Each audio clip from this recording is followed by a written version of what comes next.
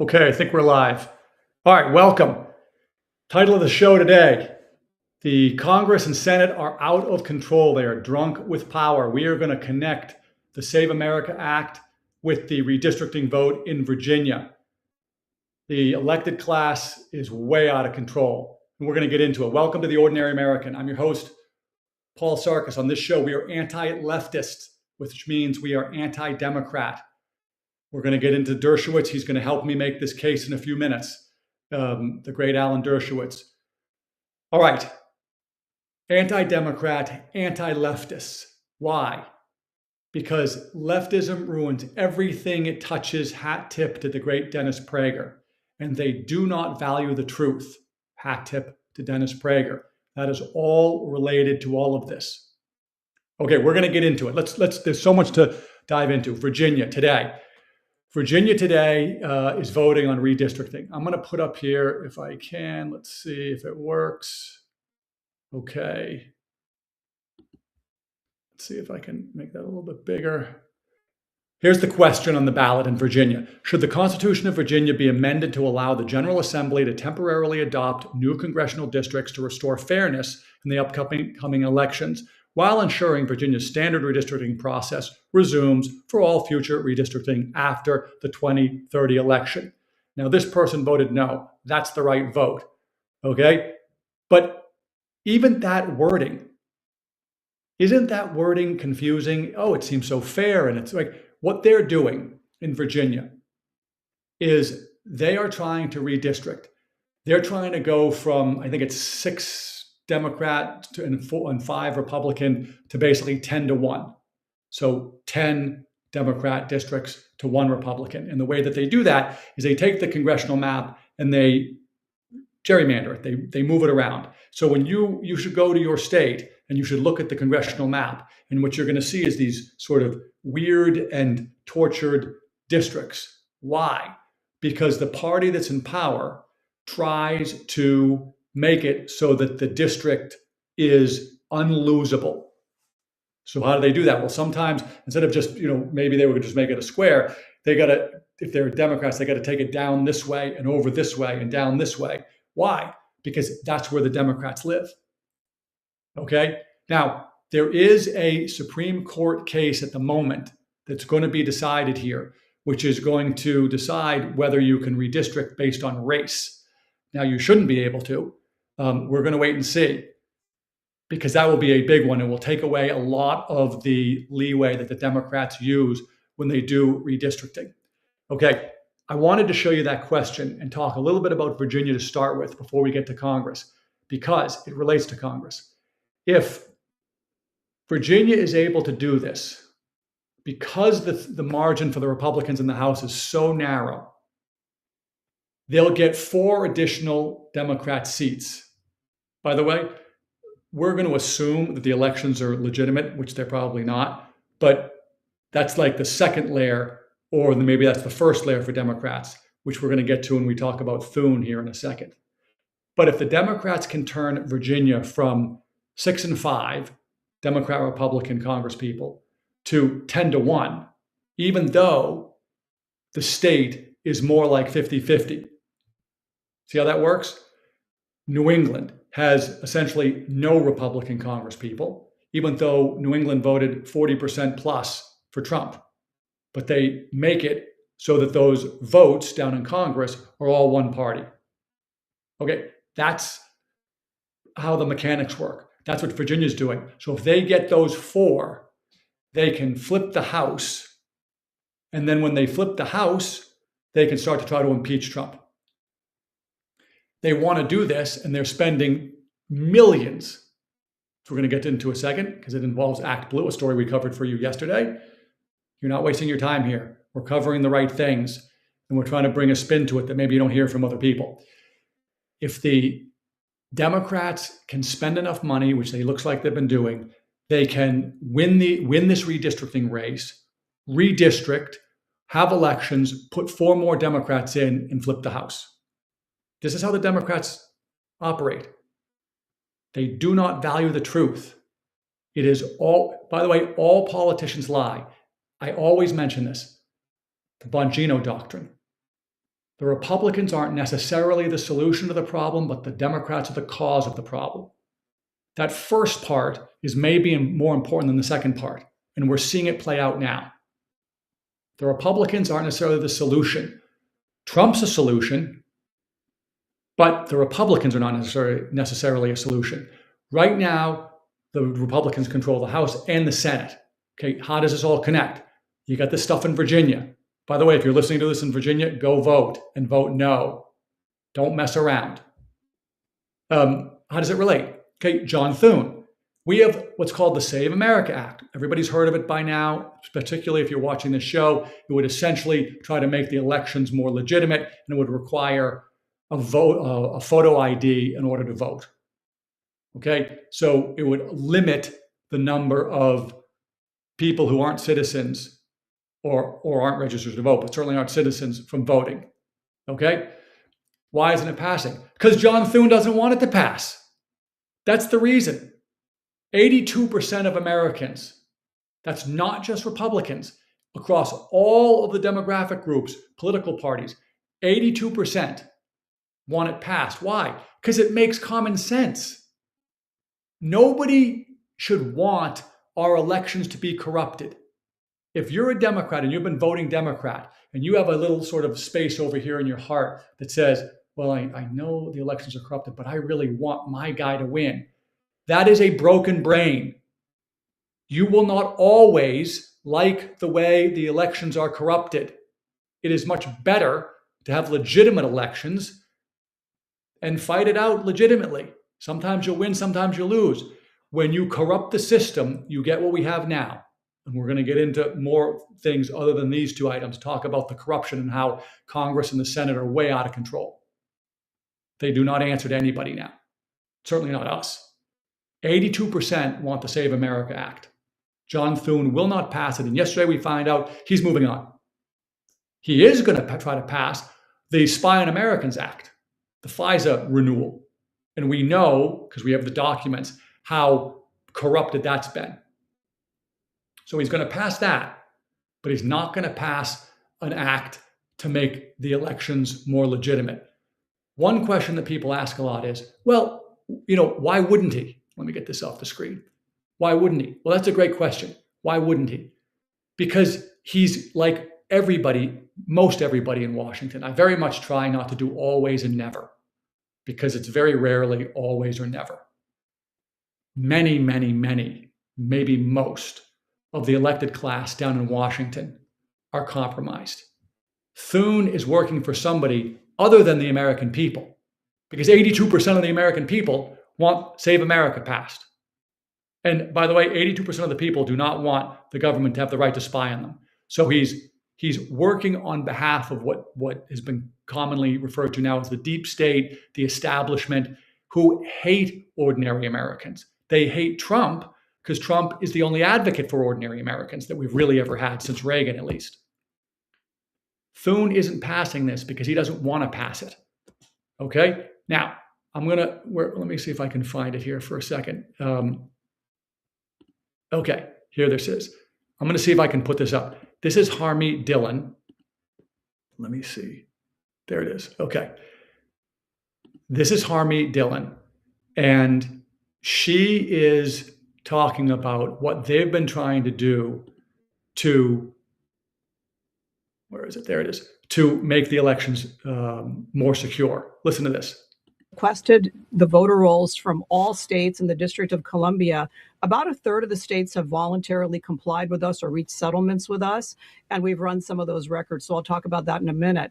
I'm suing 29 states and the District of Columbia for their refusal to give us the voter rolls, to which the Attorney General or the Acting Attorney General is entitled under the Civil Rights Act of 1960. We're doing that to make sure that states are in compliance. And guess what? States are not in compliance, even those ones who want to. So for the ones that we've run so far, 60 million records that we've run, we found at least 350,000 dead people currently on the voter rolls in those jurisdictions. And we've referred approximately 25,000 people with no citizenship records to the to Homeland Security to look at dig into that further and see the extent to which people voted. I'm in touch with voting rights activists who are showing me information about people who have voted who are not American citizens. And so the left told us this never happens and it's a myth.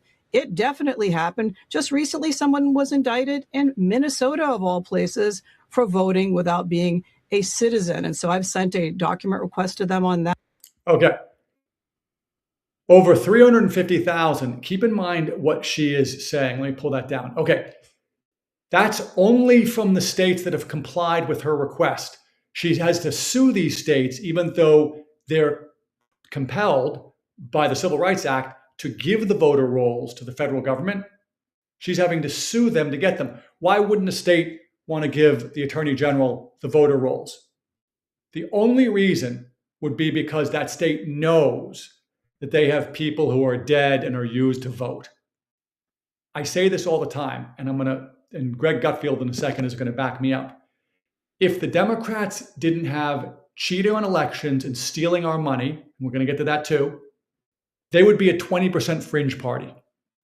None of these policies, Spanberger in Virginia did not run on, I'm going to redistrict and I'm going to make it a 10-1 state instead of a 6-5 state. Why? Go back to yesterday's show. You're not wasting your time here. James Carville, he told the Democrats, we want to get power. It's the only moral imperative. And we're going to add DC and Puerto Rico to the states so they can have senators. That's going to give us 4 more. We're then going to use that to get 4 more Supreme Court justices, which are all going to be lefties that we're going to put on because we're going to be in control. And we're going to open the borders, flood it with illegal aliens, and give everybody amnesty. And then what did he finish up with? The most important thing. Don't talk about it. Don't run on it. Just do it. Lie to your voters. Spanberger did that. Get elected. She got elected because enough stupid people fall for this. This is the purpose of the show. Stop voting for Democrats. It is like breaking into jail, only you're breaking the rest of us into jail too. It's not with our consent. Carville, don't talk about it. Don't run on it. Just do it. Lie to your people. Again, go back to that little voice if you're a voter, if you're a Democrat voter and you think, I don't know if that sounds right, but I really want this guy or this policy in. What does that sound like to you? How are you going to know that they aren't lying to you on something that you really do want, but they don't? This is why the founding fathers said they created a system made for religious and moral people. It is not made for a secular society. Not because all religious people are honest and trustworthy. They are not. Everyone's sinners. But when you have a strong religious base and a relationship with God, you have just a scotch, I like that word, a scotch of a better chance of staying moral because you've got an adult in the room. You believe you're being watched. You believe that you are under the guidance of somebody else. Secular society largely is the idea of I don't have to listen to anybody. I can do whatever I want, whatever feels good in the moment. So in the moment I'm angry and I want to do redistricting, I'm not going to think ahead. It's that great Simpsons episode when Marge says to Homer, why are you eating like that? You're going to kill yourself. And he said, no. This isn't a problem for today, Homer. This is a problem for 20 years from now, Homer, but he can deal with it. That's secularism. That's leftism. Secularism. Okay? So we have this situation, Virginia, Thune with the Save America Act, because the politicians now have corrupted the system over a century plus so that they are extremely immune from voters taking them out. What do I mean by that? They have to run again. Go back to the redistricting. Not that long ago, you can think, if those of you who have been around, think back 20 years ago. Congressional races used to be challenging because a Republican and a Democrat could really go at it. And then over time, what happened? Both parties did it, gerrymandering, so that you sort of got this like détente where I'm just making this number up, but of the 535 seats, maybe like 480 seats or so, half of those were redistricted so that no Republican was going to ever win them. And half of those was redistricted so no Democrat was going to ever win them. So they didn't have to worry. And there was just a small number of seats in the country that were really up for grabs. And as we see in New England, as we're going to see in Virginia here potentially, when all that gerrymandering goes on long enough, you get it redistricted. So there's no competition. Why does that matter? Because of what I just said. These elected class people don't feel that they respond or have to be responsive to us, the voter. Why? Because their system is rigged for them.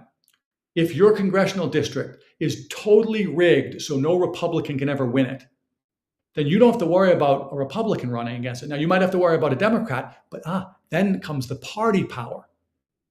As long as you do the right things for the party, vote their way, do their bidding, think Eric Swalwell, they won't let anybody run against you. There's a million ways that they can take out somebody who's, first of all, they can give you more money, they can put barriers in place, they can file lawsuits, they can do lawfare against you. There's a million ways. So they've created a situation where the Democrat Party and the Republican Party, mostly the Democrat Party because the Republican Party is stupid mostly, control these seats so the Congress people don't need to be responsive to the voters largely. They need to be responsive to the power in the party, but they don't have to be responsive to the voters. So they don't care what we say. On the Senate side, it's way worse than that. 17th Amendment, I say it all the time. It centralized and superstored corruption. Let's give senators 6 years down in Washington where they don't have to respond to voters. And then we'll corrupt them. Yeah. How was it before the 17th Amendment? The state legislatures appointed them, and they could be pulled back any day. So if this Save America Act was being debated, state legislatures could be pulling back those senators and putting new people in daily until they got the votes they wanted. As it is now, Thune's in power. Nobody will remove him. Oh, that's the great Lola, but I'm not going to let her in right now. Thune is in, so he's the power. So now everybody in the Senate has to do what he says. Why? They'll lose assignments on committees. They'll maybe be primaried. They'll lose office space. They'll lose staff space. The hierarchy of the House and the Senate is that the leadership controls everything. This is how it becomes centralized. Now, the bad guys who want to corrupt it go to one place, Congress. Nowhere else. One-stop shopping, centralized. The elected class is way out of control. Okay, way out of control. Two things related to this. Yesterday, we talked about Act Blue. Act Blue is a Democrat fundraising scheme. Okay? Ken Paxton from Texas is suing them. We're finding out that essentially all the lawyers either quit or were fired, and they all took the fifth when they were interviewed by the congressional committees. All took the fifth, all of them, like not just 2 or 3 of them, all of them. I'm taking the fifth. I have a right not to self-incriminate. Act Blue takes foreign money, funnels it through their corruption flywheel, and it sort of magically, I don't know how they do it, appears as low dollar donations in various real Americans' name. Citizen journalists a while ago, years ago, went out and would get those names, and they would go to a house and they would say, hey, Sam Poop the rag picker, do you give 1,000 $1 donations to, so-and-so? No, I've never given a political donations. Oh, Act Blue says you do.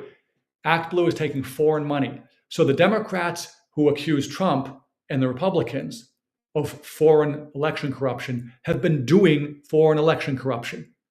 Now, hopefully somebody at the Department of Justice is going to get a hold of some of these lawyers, flip one of them, and they're going to start to show us what was really going on there. Just another way that the House and the Senate are not they do not need to respond to us. They do not work for us. In theory, they're supposed to work for us, consent of the governed, but in practice, we work for them. We're indentured servants and we work for them. So that's Act Blue. That was one thing. Second thing, every day now we see more corruption and theft.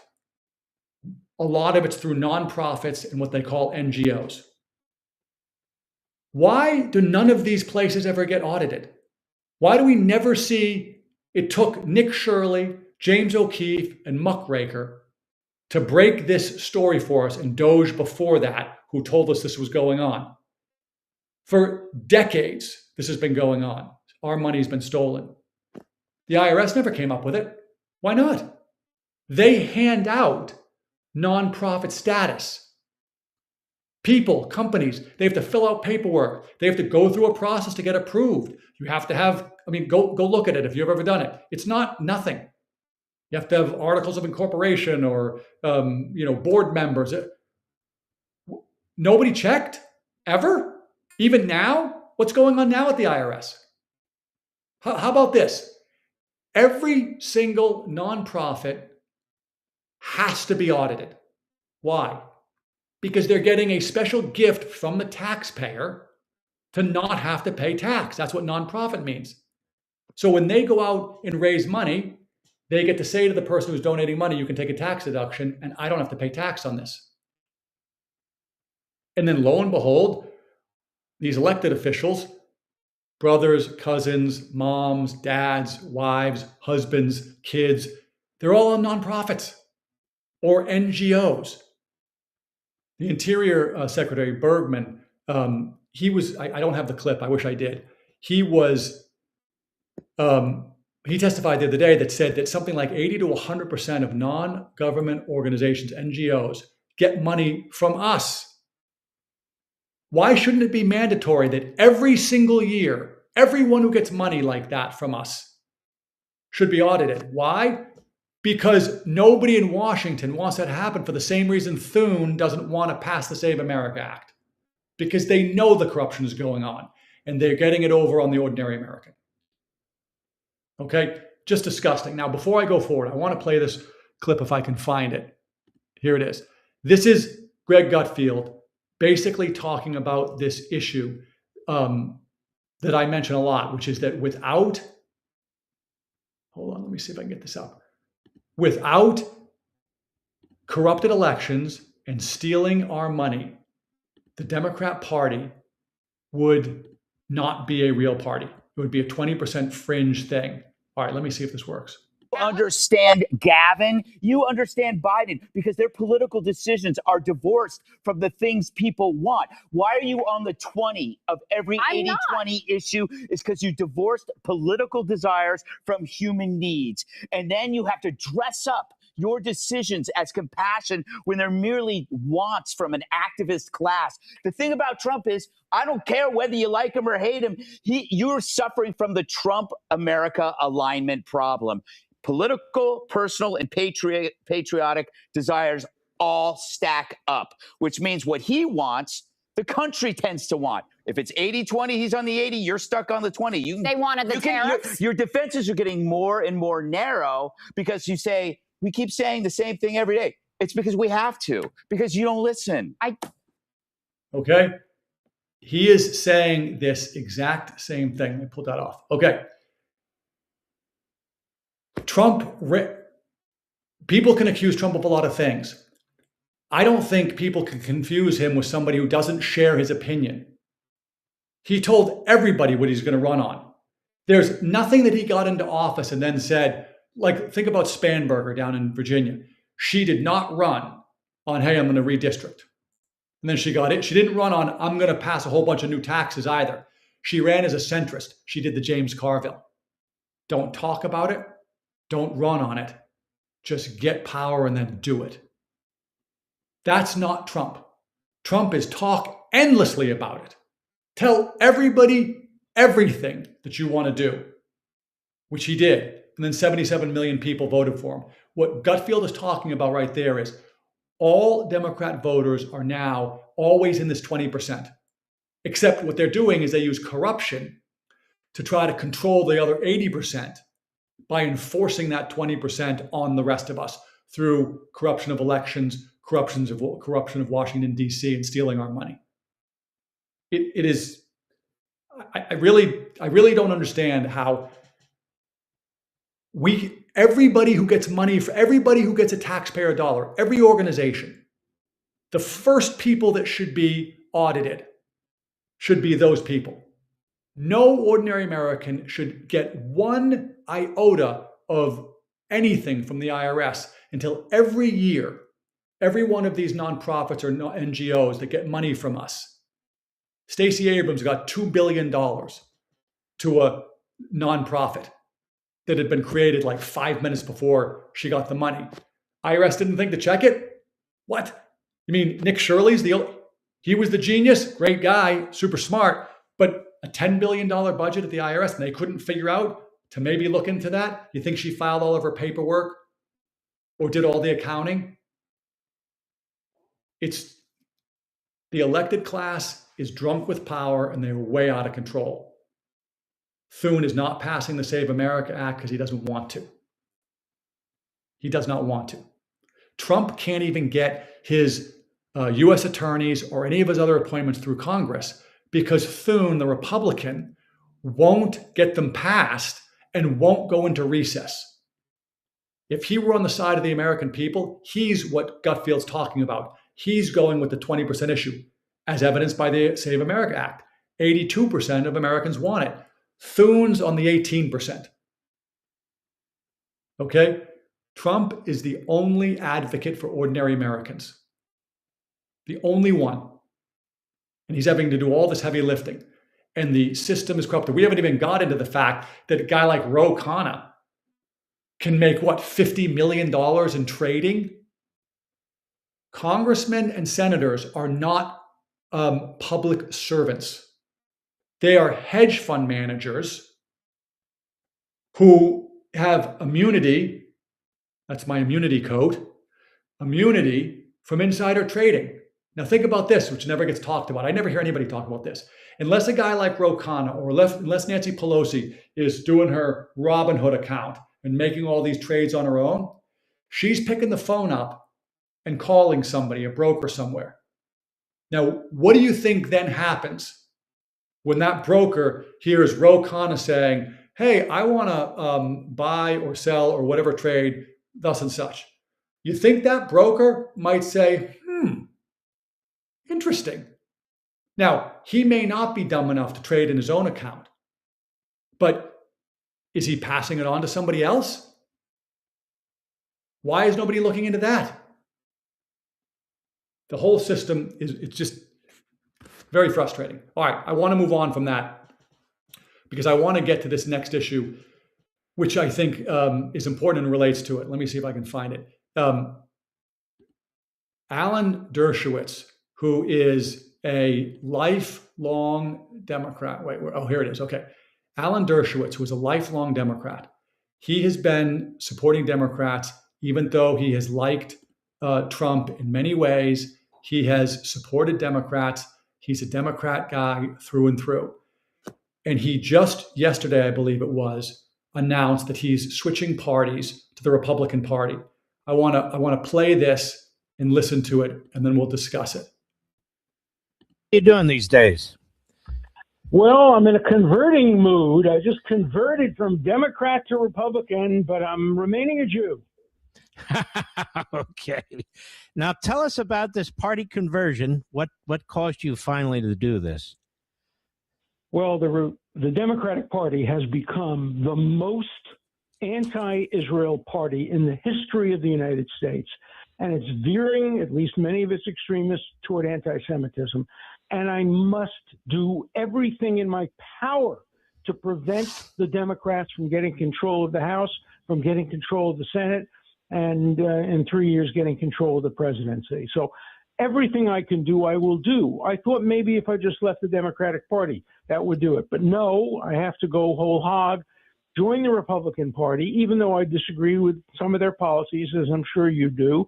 But my priority is on foreign policy, the defense of Israel, the defense of American patriotism and values, And I think the Democrats are becoming a party that is not only anti-Israel, anti-Western, but anti-American. And I can't stop until I see them defeated. Okay. He goes on to say a lot more. By the way, he goes into great detail about the bigger issues not bigger, the other issues that he disagrees with the Republicans on. Okay. Very sort of, very hot topics that get a lot of people's blood pressure up, abortion and other things. But he says, as you just heard him say, the anti-Americanism, the anti-Semitism, the anti-Israel sentiment of the Democrats, he can no longer sit by. Those are more important. So this is, yesterday, I think I talked directly to Jewish Americans. If you were a Jewish American and you are still voting Democrat, you are choosing to vote for a party that hates Israel. Obama absolutely funded Iran to the tune of hundreds of billions. All this nonsense about it was the Iranians' money. No, it wasn't. The Iranians were taken over by the mullahs, by Khomeini, CIA plant, MI6 plant, back in '79. The mullahs don't have any money. They took over a country. They took it over. This nonsense like, I gave them back their money. No, you did not. You gave the Iranian people's money to the mullahs. And they used that to build nuclear weapons and to fund terrorism in the Middle East, anti-American, anti-Jewish, anti-Israeli terrorism. Keep in mind that the mullahs, that the Iranians killed thousands of Americans over the years, since 1979. Okay? If you are a Jewish American, listen to Dershowitz. He's a Jewish American who's been a lifelong Democrat. And he's had to slowly walk away. That's what this show is trying to help people with. The Democrat Party is a leftist party. Most Americans are not leftists. You might see yourself as a Democrat, but when you sit down to really look at the issues the way Dershowitz did, you'll find that you do not align with them. I talk directly to Black Americans. I don't have it today. Maybe we'll look at it tomorrow. Hakeem Jeffries, talk about a dolt, total mutt.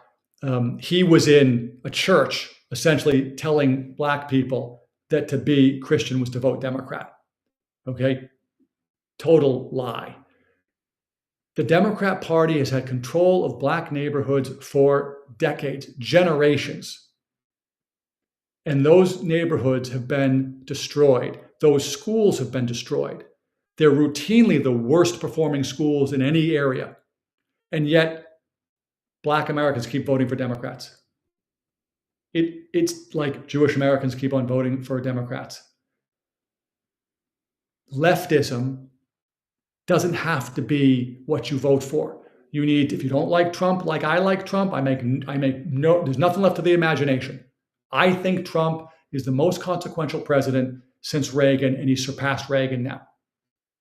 I don't have to burden myself with all the nonsense, I gotcha, he did this. If they had something on Trump, we would see it because the entire federal government has been after him. How do we know that? Because we see the documents. Obama, Clinton, Biden, the CIA, everybody. MI6, England, Australia, France, they're all been after Trump. If they had information, we would have it.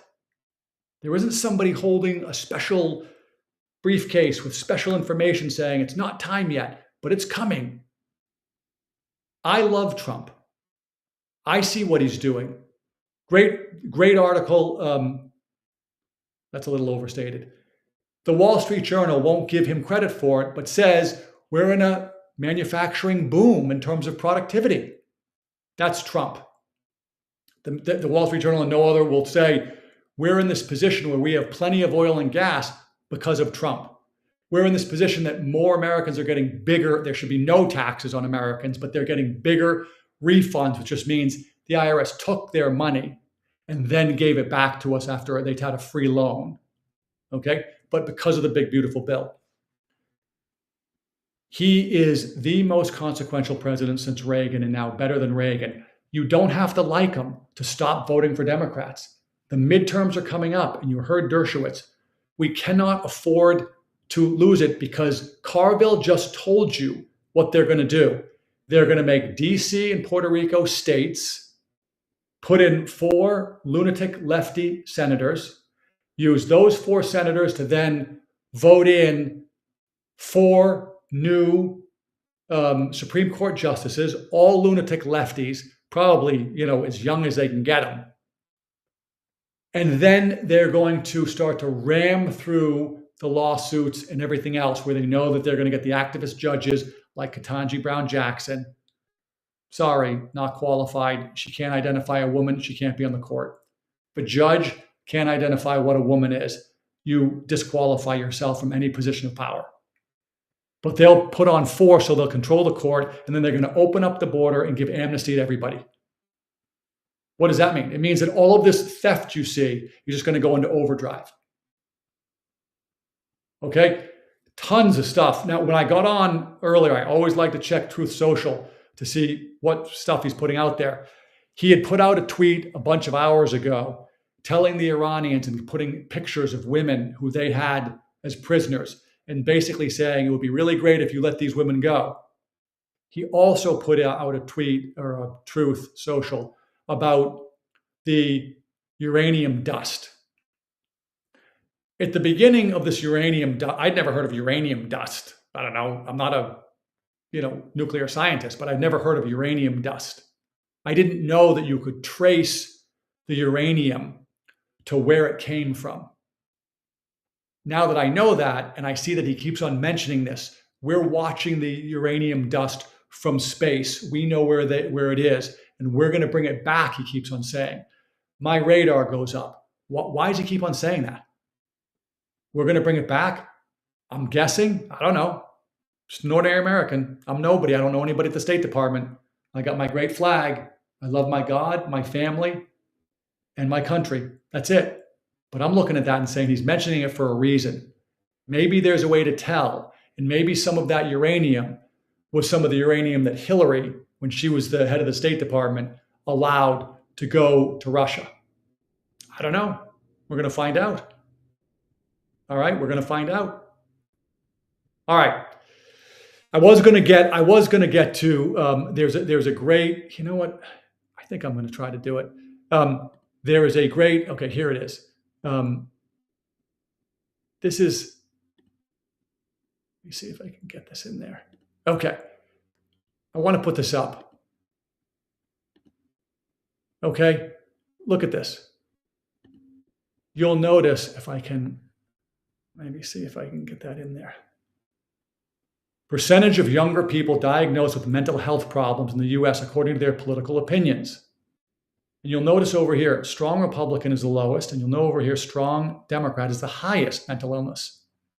And then the great Clay Travis says, my theory, convincing young people they are powerless victims makes them more likely to have mental health issues. Conversely, belief in your own agency and ability leads to much stronger mental health. Okay, I would add that I will bet there is a overlay on this, and that these people are much more connected to God and have a religious life than these people. And that is going to be tightly tied to mental health for a whole variety of reasons, including the fact that when we're able to have a connection with God, we understand that it's God's plan. We understand that we are sinners. We are going to do bad things. We have forgiveness for ourselves and for others. So we don't get caught up in resentments. Resentments lead to mental illness and bad behaviors. So this is just sort of one of my daily, I like to put in something spiritual because it's a spiritual fight. The left needs us unhealthy mentally, physically, and spiritually. Okay. That's the show today. We're going to be back tomorrow at 2. I'm praying for you. Please pray for me. That's the Mike Schmitz.